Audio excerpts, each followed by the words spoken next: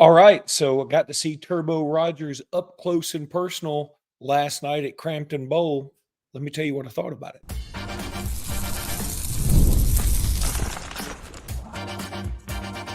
You are Locked On Bama, your daily podcast on the Alabama Crimson Tide, part of the Locked On Podcast Network, your team every day.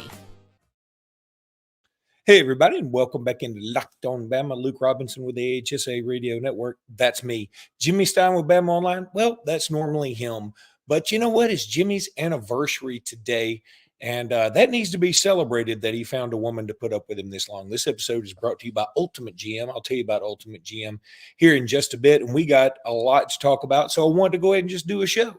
We're going to talk about what I saw in Turbo Rogers and Carver Montgomery last night, because they had some other dudes too, by the way.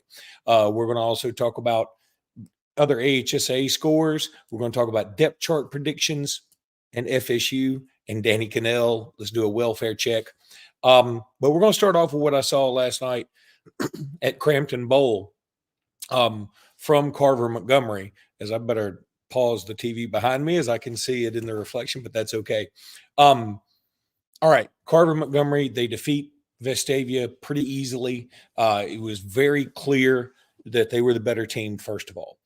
Let's also remember that Carver Montgomery has merged with Sidney Lanier. There is no more Sidney Lanier in Montgomery, so those two schools have merged. So that's a lot of getting used to. When you add in the fact that is a new coach in Bobby Carr, who comes from the AISA, he's been incredibly successful.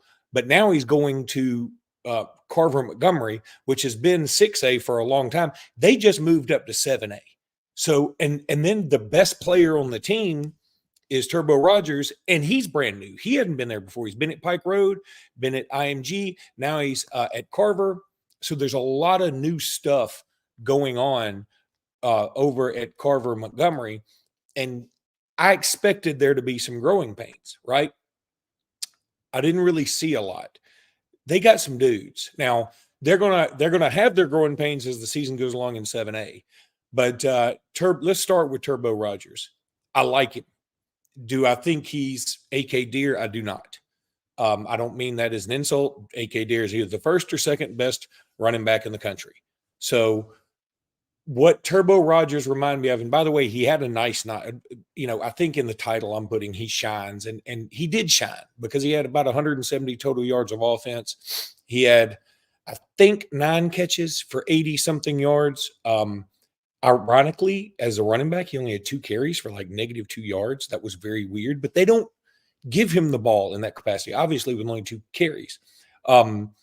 He had a touchdown reception that was very nice. I mean, a very nice catch, specifically for a running back that was very well covered. It hit him in a fantastic spot, but it was great coverage, and it's tough to concentrate on that when somebody's all over you, no matter how good the pass is. He made the catch, was able to get his feet in bounds. It was very close, but I thought he did a great job of that. He also looked good in the return game. Here's the positive and the negative. He is very good in the return game, right? But it takes him a minute to get going. He is incredibly fast. One thing I learned about him in studying for this game, he has been laser timed at 4.48 seconds, right? But it seems like it takes him a minute to get there, meaning like he's just not out of the gate like, shot out of a cannon. It's almost like his legs got to get going, and then it's tough. It's like a very small Derrick Henry, where it doesn't look like he's running all that fast to begin with, but then when he gets going and he's barreling towards you, you don't want to touch him. Well, it's the same kind of thing, except a much more compact version, and he's very difficult to tackle because he is so small. They got him listed at 5'9". I'm going to say he's closer to 5'8". I didn't get on the field with him, but it wouldn't have done me any good anyway because I'm 6'5", and I wouldn't have been able to be a good judge of what he is. Very muscular legs, very muscular dude. Feels like his teammates like him, respect him, all those things that you want that are just little nuances that you certainly want in a player that's on your team. Bottom line, at the end of the day, By the way, he did have some good return moments, but a lot of them were called back due to holding. I think 2 very good returns by him were called back due to holding. It probably cost him about 50, 75 yards in total offense. So, end of the day, I want him in this class. Okay. If he ends up going somewhere else, and as you have all probably read the tea leaves and read the recruiting sites, he's still looking at Ohio State, Auburn, Georgia. He's probably going to take these visits. And if he does end up somewhere else, so be it.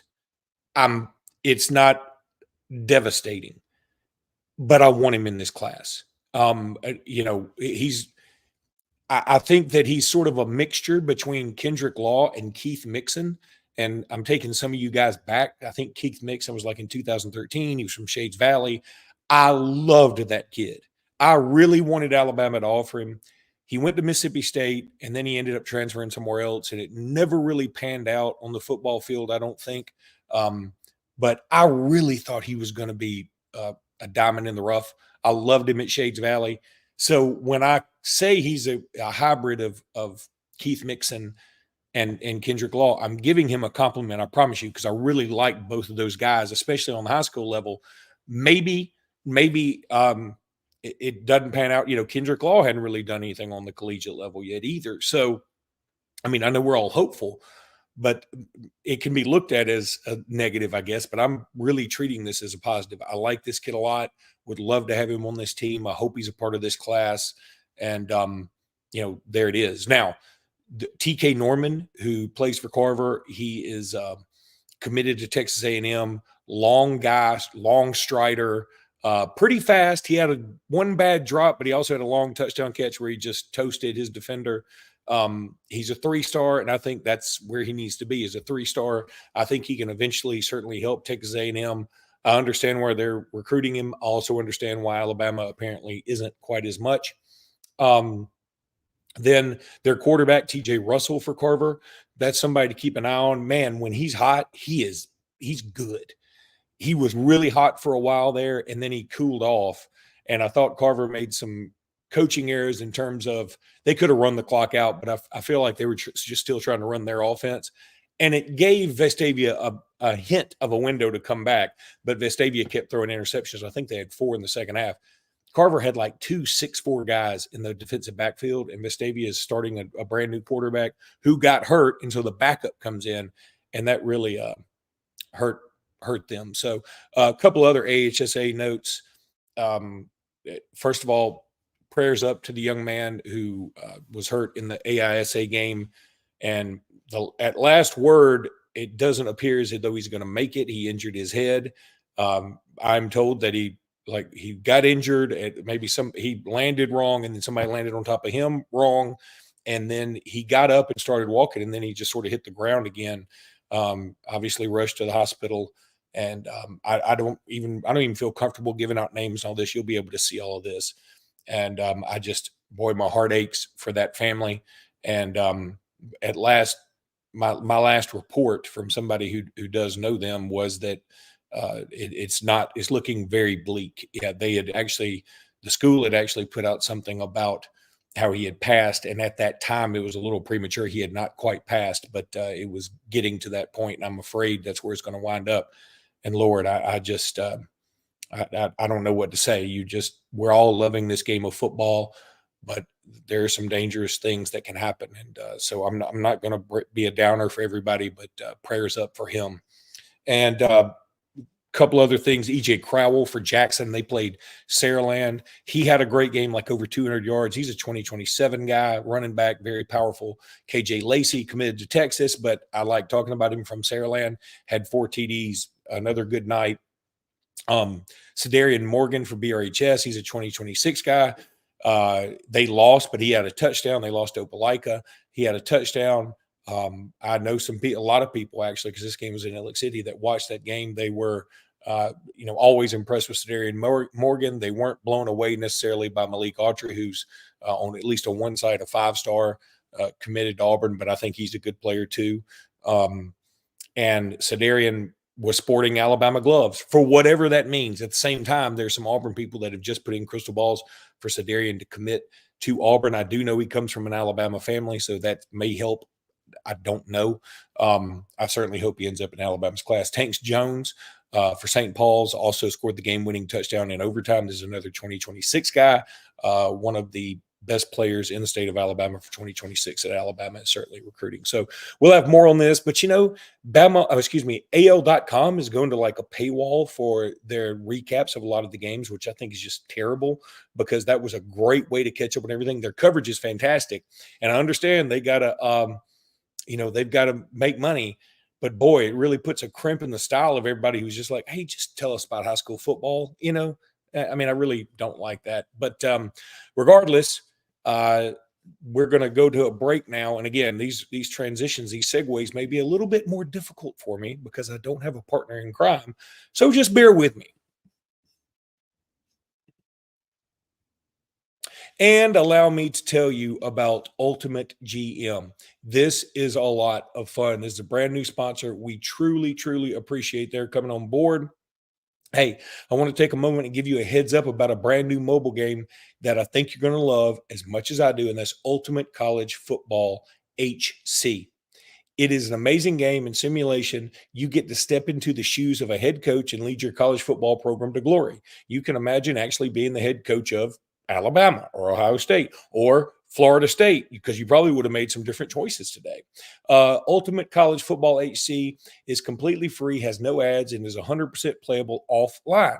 You can play it on the go. You can play it whenever you want to. And, of course, we have a special offer for Locked On Bama fans. Use the code LOCKEDONCFB, all caps, LOCKEDONCFB, inside the game store to receive a free boost to your program. Make sure to take advantage of this perk, as it'll get your team off to a strong start. To download the game, just visit ultimate-cfb.com, ultimate-cfb.com, or look it up on the app stores, Ultimate College Football HC. Begin your coaching legacy today.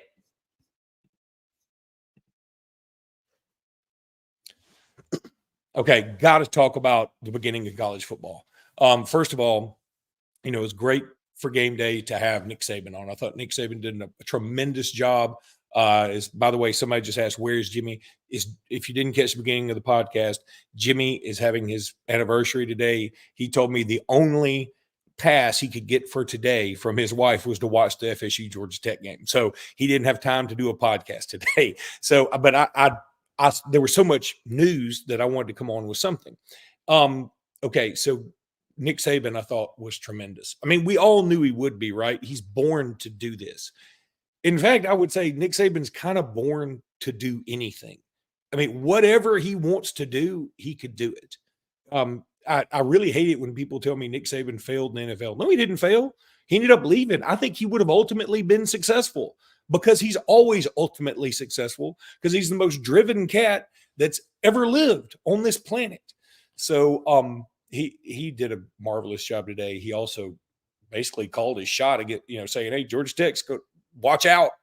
Some Alabama fans certainly raised eyebrows when he said he thinks Auburn could be the most improved team in the SEC. And I'm going to tell y'all something. As much as I hate to say it, I agree with him. I think they're going to be much better this year. The schedule's a lot better. And I feel like they got more talent. So before you hate on Saban, also hate on me. Then let's talk about this game for a second, because I don't know how many of you guys listen to SiriusXM as much as I do. If you have been following this pod for a while, you know that just about every morning I drive from Birmingham to Alexander City for work and back just about every day. Now, some days I spend the night with my parents. I have a show on Tuesday nights that I do in Alex City. And, of course, other times I just work in Birmingham, whatever. But most of the time I'm in the car a lot. And I'm going to be driving to Raleigh, North Carolina tomorrow, by the way, and back on Monday. So I'm in the car a lot. So I have SiriusXM. I listen to them pretty religiously. I love the national college football perspective. I listen to Danny and Dusty in the morning, or Dusty and Danny in the morning, which comes on at 5 a.m. Central and lasts, I think, till 8. And I get to hear it because I leave at 5 in the morning. And Danny Kannell is as irritating and arrogant by design. I'll give him credit. He does it by design so that it boosts his own brand. And his love for Florida State knows no bounds, which, again, I get. He played for him. But he is, certainly went off on the selection committee last year for leaving Florida State out, et cetera, and all these things. So I got to say, I was pulling for Georgia Tech today, and it was nice to see them win. I hated it for the Alabama transfers. I'm not mad at Roydell Williams. I'm not mad at Earl Little. I'm not mad at Malik Benson. I'm not mad at these dudes. I mean, that's fine. You wanted to go do something else. I'm probably madder at Caleb Downs than I'm madder at them. I mean, because I understood a little bit. I mean, frankly, Alabama had recruited past most of those other guys.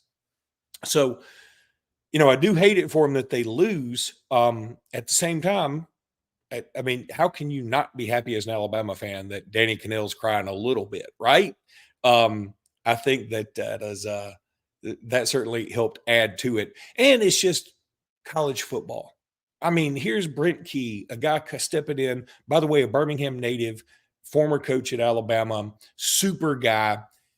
Brent Key comes over to Georgia Tech, by the way, with a couple of Auburn transfers that could be helping Auburn this year. They look good. That Amari Harvey dude was everywhere. And Romello Height, who was at Auburn, then USC, now back at Georgia Tech, he seemed to be everywhere. Regardless, Georgia Tech is Zach Pyburn is a former State of Alabama quarterback, I think at Fife, if I remember right. So, yeah, I mean, it was just good to see. And it's very college football to start off this way and already give us something, an upset to start this new playoff era. Jimmy and I are both on record saying we didn't really love the expanded playoffs. We definitely didn't love it going to 12. But what I do love is the new stance ESPN took, like, hey, it's never been a season like this. That's good marketing because that's true. There's never going to be a season. There's never been a season like this one's about to be, where Florida State's not out of it. I mean, again, I see the flaw in the old system where it would be very tough for Florida State to come back from a loss like this in the past because Georgia Tech's probably not going to be a factor in the end. But Florida State will still have a shot at this. They can certainly win their conference and get in, or they could just win out even if they don't win the conference. And let's say two other ACC teams go undefeated or whatever, they don't win the conference, they could still get in. I don't think they will. They don't. DJ Uiagalelei is still – he is what we thought he was. He's still the same dude. He's not bad, but he's not awesome. What's funny about DJ Uiagalelei, if he were a 3-star commitment, if he were a 3-star recruit, I should say, back in the day, I don't think anybody'd be hating on him. I think people are hating on him because he was so hyped up. I mean, remember, he was in the same class with C.J. Stroud and Bryce Young. They all came from California. None of them stayed at California schools. Stroud to Ohio State, of course, Bryce Young to Bama, and Uiagalelei to Clemson. And the other two are about to start their second year in the NFL, and Uiagalelei is on his third school, and I think he's 23 years old now. So, in a way, I feel kind of sorry for him. As somebody chimes in and says, "Look, the success for Florida State last year was Jordan Travis, not necessarily Mike Norvell." And that is another thing that does make me laugh a little, is that Mike Norvell sort of went out of his way along with Dan Lanning to make it appear as though Alabama thought he, made him the first choice and DeBoer is the second choice. I don't believe that for 1 second. I've been told otherwise by people that would know. I don't believe that for 1 second, but he used it to his benefit to probably get himself a new contract. So in the end, I think that what you have to do is put Georgia Tech at least in the top 20, maybe top 15. And I think you got to drop Florida State either all the way out or into the bottom, maybe the 23, 24, 25 mark. It's just a fantastic way to start the season, frankly. And it's going to, it just draws some interest. And I'll tell you something else.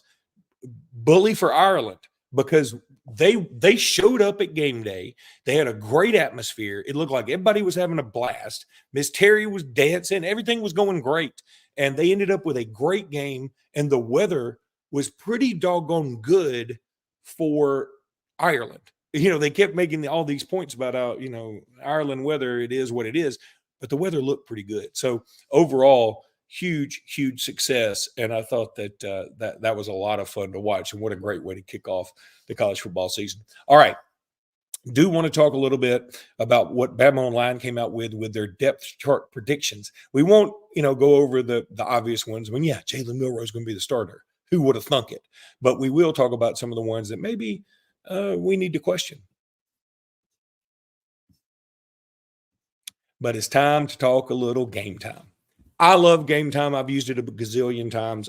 This. If you watch the pod, you know this. And what I love about game time more than anything, I mean, I love doing Ibotta and all these other reads, whatever. Love doing Ultimate College Football HC. Love all that. Game time, I've used it more than any other. And so I know I can speak to it. I can tell you right now, I've had people that listen to this podcast that have texted me or DM'd me or slid into my DMs telling me they used game time and they loved it too. The customer service, I had to use it one time, and it was a screw up that I had. And they helped me immediately and quickly and no problem. And there we go.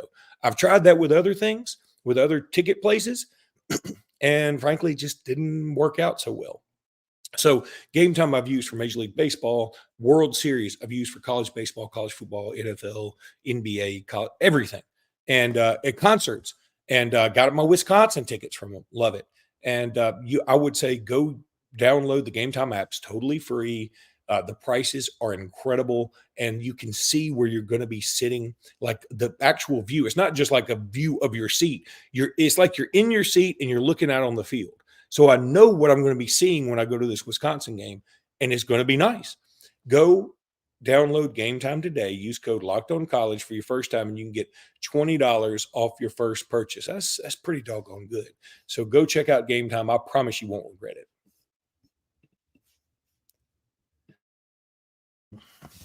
Okay, so depth charts from BamaOnline are out. Now, again, these are just predictions, and this is probably the last bit of fodder we're going to have until we get some actual football stuff out there. But, this is like the last article they can do, this sort of like predictions of something sort of random. Of course, quarterback's going to be Jalen Milroe. Running back, this is a little bit more interesting. They have projected starter be Justice Haynes. I thought they would go Jam Miller, but Jam Miller's been banged up, right? And that's their thinking.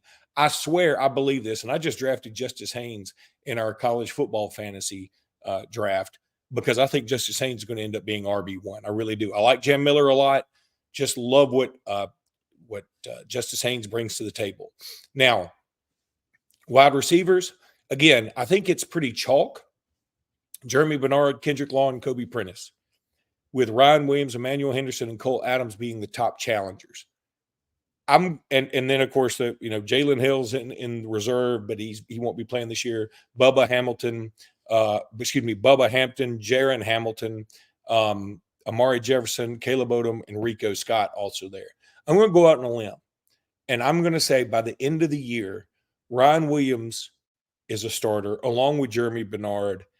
And potentially, I'm going to throw out Bubba Hampton, Rico Scott, or Cole Adams, and maybe a dark horse, Emmanuel Henderson.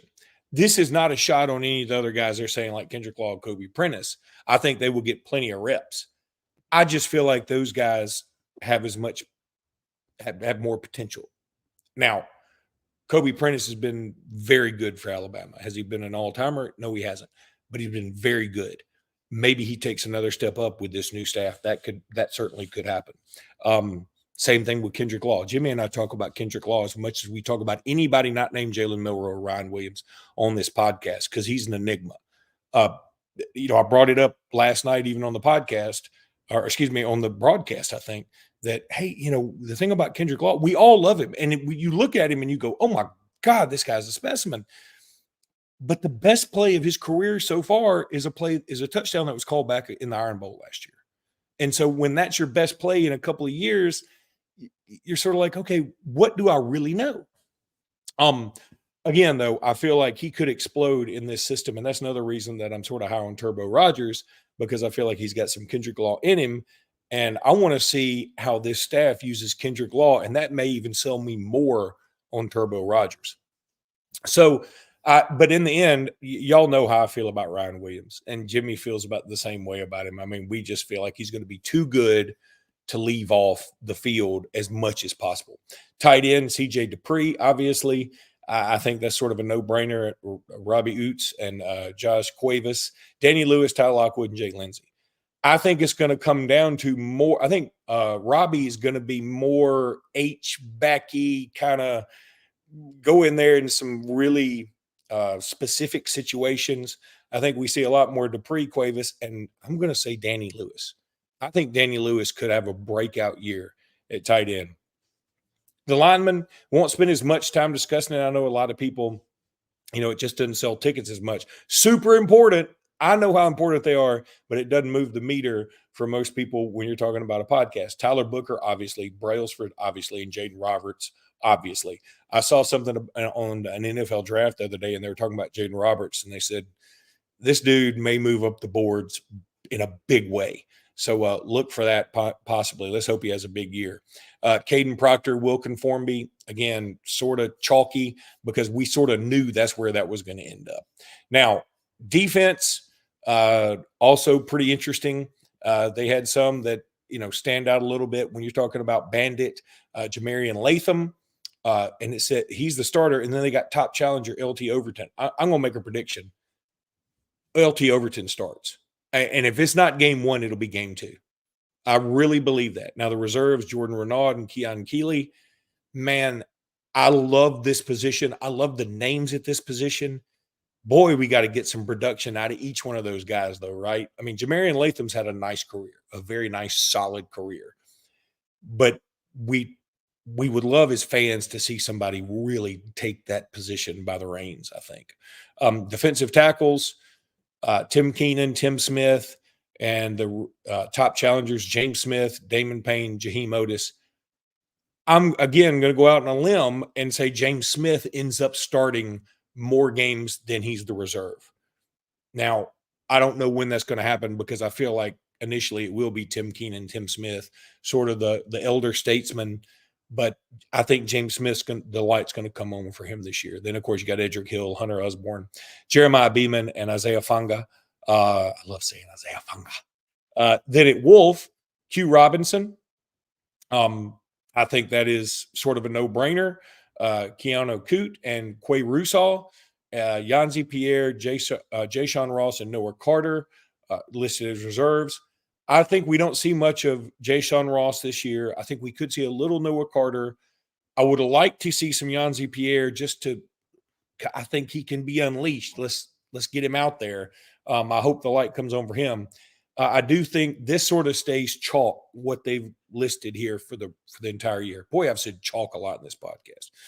Inside linebackers, Deontay Lawson and Jihad Campbell.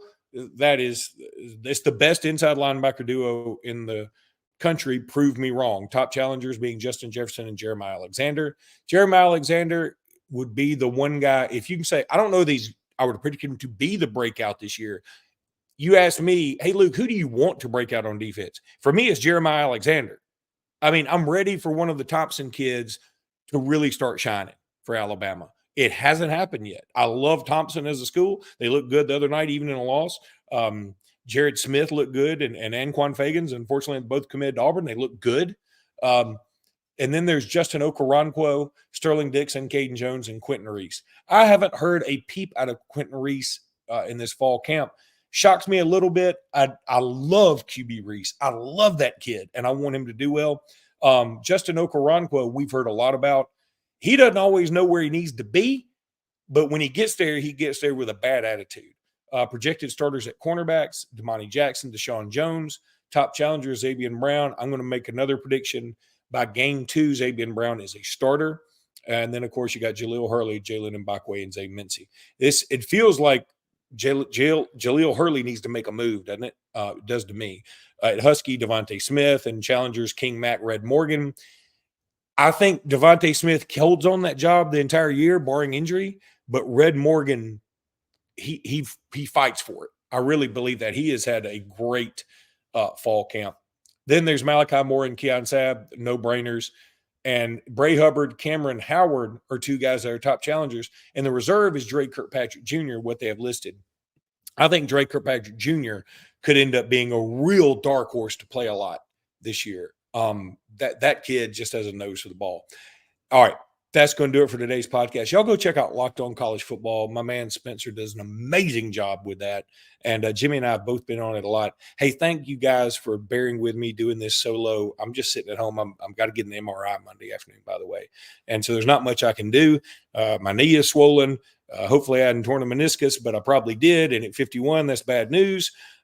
Regardless, I want to appreciate all you guys for tuning in. Man, I can't wait. It's game week, y'all. So let's go get it. And we will definitely have some more podcasts out this week. Jimmy and I will do one tomorrow.